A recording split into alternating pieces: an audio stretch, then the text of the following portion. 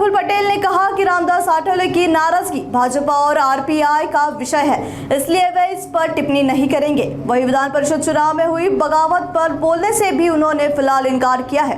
प्याज किसानों के मुद्दे पर उन्होंने कहा कि केंद्र और राज्य सरकार समाधान के लिए गंभीरता से काम कर रही है। पक्षाने ठरवून सगळ्यांना विश्वासात घेऊन जे काही निर्णय केला आहे त्याच्या पाठी सगळ्यांनी उभं राहावं आणि प्रत्येकांची इच्छाप्रमाणे प्रत्येक निर्णय होऊ शकत नाही, तरी देखील जे पुण्यातला आणि बाकी ठिकाणी स्थानिक स्तरावर जे काही परिस्थिती असते त्याच्यावरच निर्णय घ्यावा लागते। ठीक आहे, म्हणजे सांगितलं ना, स्थानिक परिस्थिती काही इकडे तिकडची असू शकते, पण शेवटी जे काही महायुतीमध्ये जे काही आमच्या तिन्ही पक्षामध्ये निर्णय होईल ते निर्णयाच्या मागे प्रत्येकाची जबाबदारी आहे आणि असंच होणार, काही चिंताचा विषय नाही।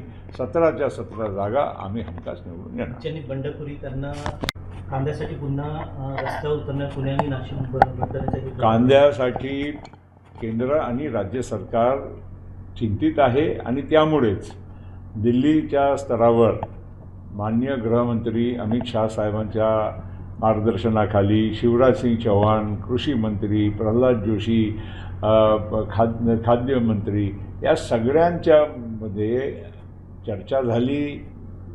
आपले मुख्यमंत्री, दोन्ही उपमुख्यमंत्री, अनेक मान्यवर तिथे गेले होते आणि त्यामध्ये एक चांगला निर्णय केंद्र सरकारने केला आहे। त्या अनुषंगाने आता केंद्र आणि राज्य सरकार जे काही अडचणी येत असतील त्याच्यासाठी अनुकूल राहील। रामदास आठवले नाराज आहेत यामध्ये एकही जागा नाही म्हणून काय करणार साहेब? आता महायुतीमध्ये 3 पक्ष आम्ही आहो आणि सोबत रामदासजीचाही पक्ष आहे आणि रामदासजीचा जे काही म्हणजे जे काही अलायन्स आहे ते प्रामुख्याने बीजेपी बरोबर आहे आणि बीजेपीनी त्यांना जे काही म्हणजे निकषप्रमाणे द्यायचे असेल ते त्यांनी ठरवावं। आम्ही त्यामध्ये बोलणं योग्य नाही।